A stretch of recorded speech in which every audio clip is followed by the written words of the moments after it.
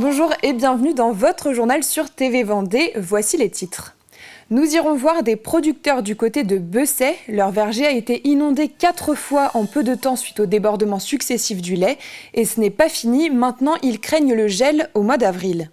Les sports d'hiver au bord de l'océan, c'est possible au pays de Saint-Jean-de-Mont. La communauté de communes propose des activités comme à la montagne. Plus besoin de partir, le ski vient à vous. Enfin, nous irons au club de tir des Sables d'Olonne. Depuis fin février, les tireurs sportifs doivent enregistrer leurs armes, tout comme les chasseurs et les particuliers. Les détails en fin d'édition. Ces derniers mois ont été particulièrement pluvieux. Rien qu'en février, les précipitations ont atteint 80 à 110 mm près du littoral et jusqu'à 130 à 180 mm dans les terres, soit plus 30 à plus 90% par rapport au normal de saison. Conséquence, les agriculteurs travaillent les pieds dans l'eau. C'est le cas notamment à Bessay, dans ce verger qui se trouve au bord du Lay. Le fleuve a débordé à 4 reprises depuis le début de la saison et a inondé les exploitations. Maintenant, les producteurs craignent un gel en avril. Reportage de Mathis Pires. Les derniers mois ont été agités, en témoignent ces images amateurs. Le calme est maintenant revenu après les dernières tempêtes. Pourtant, sur une grande partie de cette production au bord du Lay, les terres sont encore gorgées d'eau. On manque un petit peu de pente et donc le lait se trouve en bas des rangs là-bas, et quand on a vraiment des trompes d'eau comme on a eu depuis quelques temps, voilà, toute cette partie est inondée. Là, on commence à en avoir un petit peu marre.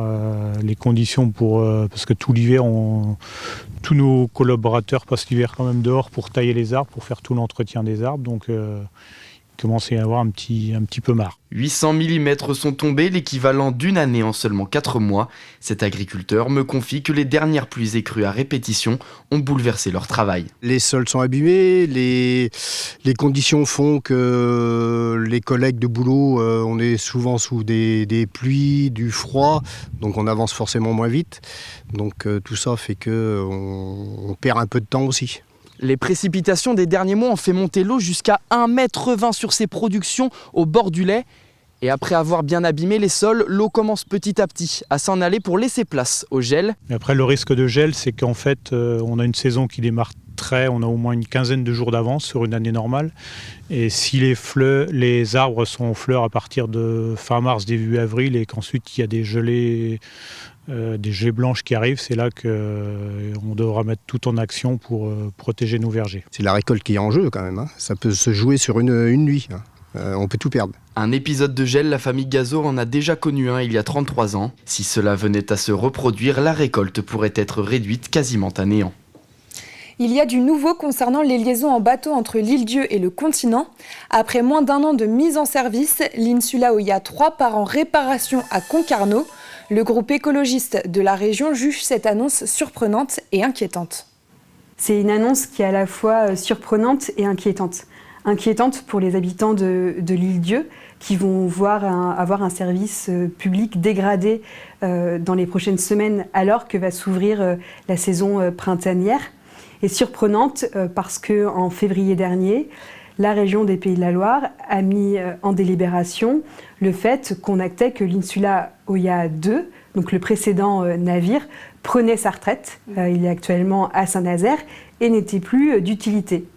Or là, on vient d'apprendre qu'il va reprendre du service pour faire face aux déboires de l'Insula Oya 3. De son côté, la région a déclaré que depuis sa mise en service, l'Insula Oya 3 ne donnait pas pleine et entière satisfaction. Il est normal qu'un navire novateur rencontre quelques difficultés qui nécessitent des ajustements. Et concernant le retour de ce navire, la date sera connue prochainement.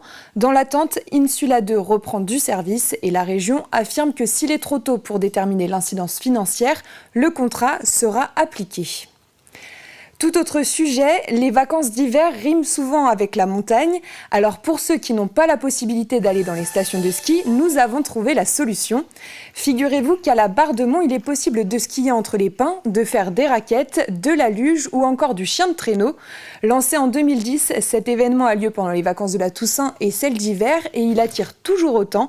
Diane Delangle nous emmène sur les pistes vendéennes. La posture n'est pas encore très assurée. Qu'importe, on est ici pour se faire plaisir et avoir de bonnes sensations. Paris réussit ce matin malgré la pluie avec l'initiation au skike, du ski sur roue. Des rollers qui ressemblent à comme des skis de fond. Ça vient des pays nordiques, je pense. Tous les professionnels de ski de fond s'entraînent avec ça l'été, en attendant que la neige arrive. Il faut juste trouver au début son équilibre. Et puis après, on a des bâtons pour se stabiliser un peu, mais c'est assez facile. C'était super intéressant. J'ai bien aimé parce que c'était physique. Et puis on a vite chaud par contre. Et puis franchement à refaire, parce que c'était cool. Un peu plus loin, on garde les bâtons, mais au pied, on a chaussé des raquettes à neige. L'idée de la raquette, c'est qu'en marchant sur le sable, on a le pied qui est bien stable et du coup, on fatigue moins que si on marchait pieds nus ou en chaussures tout simplement. Donc on retrouve un peu des sensations qu'on peut avoir si on marche en poudreuse à la montagne. Donc voilà, c'est un peu fun et ici, le terrain s'y prête bien parce que les chemins sont sablés, on va faire un peu de forêt s'il y a du sable, on va faire de la dune et on va faire de la plage.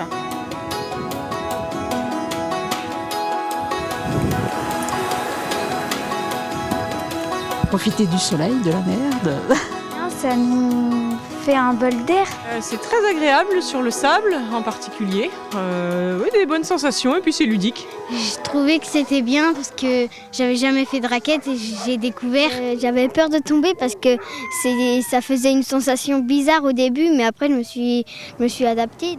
542 participants en tout profitent de ces sports d'hiver au pays de Saint-Jean-de-Mont. Les inscriptions sont littéralement prises d'assaut. Le chien de traîneau notamment, 112 places au total, affiché complet peu après l'ouverture des inscriptions. Par exemple, la rando raquette commence dès 2 € pour une balade d'environ 1h30, 2 heures. Et ça monte jusqu'à 25 € pour les chiens de traîneau, mais ça reste très accessible par rapport à ce que peut retrouver en station de haute montagne. Un engouement tel que l'on réfléchit à la possibilité de développer cet événement en proposant davantage d'activités sur une plus longue durée. Et ne vous inquiétez pas, il reste encore des places pour la luge sur aiguille ce vendredi et pour le skike vendredi et samedi. Les réservations sont possibles sur le site internet paysdesaintjeandemont.fr. Parlons sport à présent et plus précisément cyclisme. La 30e édition de la Bernaudo Junior aura lieu le dimanche 17 mars. Une course internationale avec un parcours de 134 km entre La Tardière et La Roche-sur-Yon. 35 équipes dont 8 étrangères seront présentes. 175 coureurs âgés de 17-18 ans prendront le départ pour tenter de succéder à l'ancien vainqueur Titouan Fontaine. Et pour l'organisateur, le Cru 2024 est prometteur. C'est sûr qu'on aura des équipes surtout à suivre, plus que de coureurs. Je vais parler d'équipes. Il y aura la sélection notamment de Nouvelle-Aquitaine qui viendra avec beaucoup de coureurs de talent. On aura aussi des sélections comme le Team 31 qui a de très bons résultats depuis le début de l'année. On aura aussi l'équipe de La Roche à suivre avec Lucas Menanto qui est plutôt en forme actuellement. Donc on aimerait bien le voir performer notamment sur ces terres. Et puis forcément les équipes étrangères. Beaucoup de protagonistes, 175 coureurs au départ. Je dirais qu'il y a une bonne dizaine de coureurs qui peuvent prétendre à la victoire. Et c'est une épreuve que vous pourrez suivre en direct sur TV Vendée le 17 mars prochain.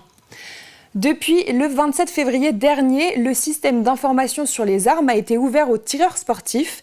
Ce système va notamment permettre à tous les pratiquants d'enregistrer leurs armes dans un fichier unique et centralisé.